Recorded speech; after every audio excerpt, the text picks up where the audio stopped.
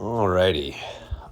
Hey guys, I woke up today and I felt motivated to make a video, so I'm gonna show you guys a really nice Unison League tool that I've been using for a couple years now.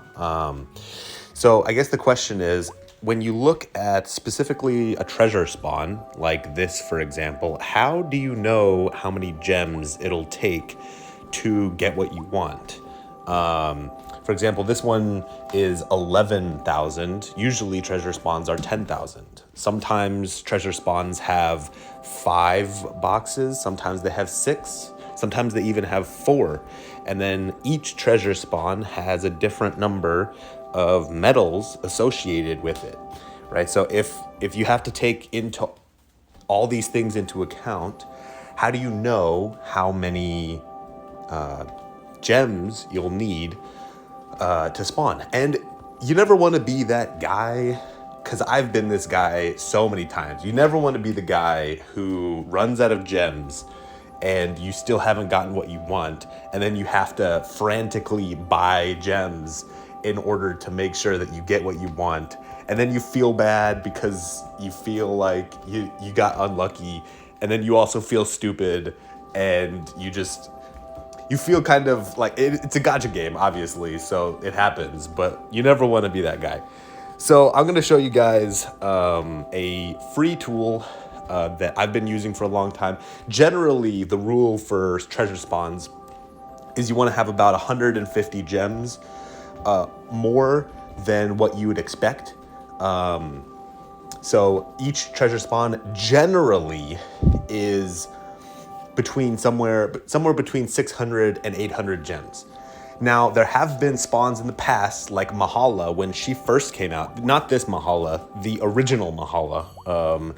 This monster, and I'll just call her a bitch, even though I absolutely love this monster. She was so fucking expensive. This bitch, she was like 1,600 gems the first time that she came out. And this treasure spawn was so expensive that A-Team actually refunded gems to everyone who spawned it, because they were like, yeah, this treasure spawn was way too expensive. But at the time, she was absolutely incredible. So it was kind of worth it, kind of not. You know, it was one of those things where I just happened to have almost 2,000 gems because I hadn't spawned in a while. And so I decided to go in, and I didn't realize that she was going to be as expensive as she was, but I still don't regret it. She was really good for many years. But yeah, she was kind of a bitch to get because she was so expensive. Anyway, I'm talking a lot.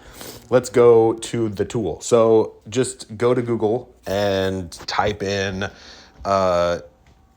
Unison League spawn calculator, just like that. And it's the first one. It's the UL spawn calculator in GitHub. And it tells you exactly how many gems you'll need based on the criteria you put in. So for this spawn, we wanted 11,000. Each time you spawn, that's the second one, sometimes you get different spawn amounts. I think this one's just the standard. Yeah, it's just 500 to 200. So we keep that the same. The chance of the jackpot, I always keep it at 0% because you can never know. The number of boxes, this refers to this part down here, how many treasure boxes you have to open. I always go fully on the unfair side because that'll make up for the 150 gems that you need. For this one, you're not getting any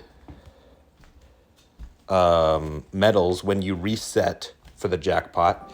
And for this one has 300, 600, and 900. You can do them in ranges, like you could do like 300 to, what was it, 500, like this. You could, but I do not do this. And the reason why is because you hardly ever get anything other than the base number. So I pretty much always just stick to the base number. So for example, this one's 300, this one's 600, this one's 900. So 300, 600, 900. Oh, and I misclicked 900. And then you press calculate, and it'll give you a bell curve of how many gems you'll need on average. So average, you'll need 750 gems for this spawn to get 11,000.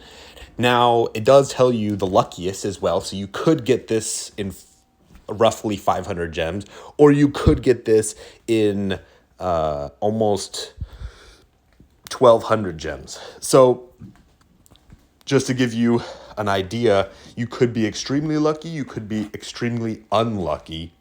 Generally, for a spawn like this, I would say you should have about 800 gems. That would probably be good enough for something like this. But to be on the safe side, I would say closer to 850, 900 gems, just to be safe. Now, I do find that when I spawn these, this is pretty accurate.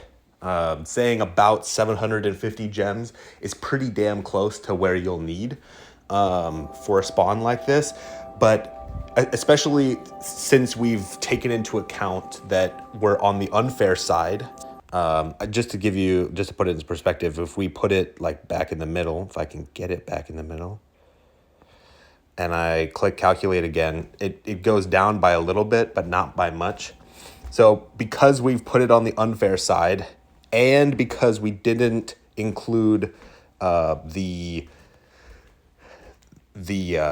ranges, because you do occasionally get like 700, 800 gems, for example, and sometimes you could even get 1,100 gems from the 90 from the third prize box, right? So because of that, I would say 750 gems is pretty good. I would personally keep around 800 to 900 gems just to be on the safe side. But that's me personally. But this is a nice tool that I use all the time. Now, there are spawns that this does no good. And to put it in perspective, this is one of those spawns. Right, so each time you spawn this, you're going to get 10 of these... I don't even know what they're called. They're like, these little coins. Right, so each time you spawn this, you're gonna get 10 coins, right? And in order to get anything from this spawn, you need 220 of them, right? So this is one of those, I have to do the math parts, right? So in order to get 220, the easiest way for something like this would be to do 15 gems, 15 gems, so that's 30 gems, plus 200 times 30, which is 600. So the total for something like this is going to be 630 gems. But, you never want to you always have to do the math on these, because these are always set. And math sucks, we all hate math, but usually it's not hard. The treasure spawns, however, though, that's statistics, and that's really ugly math.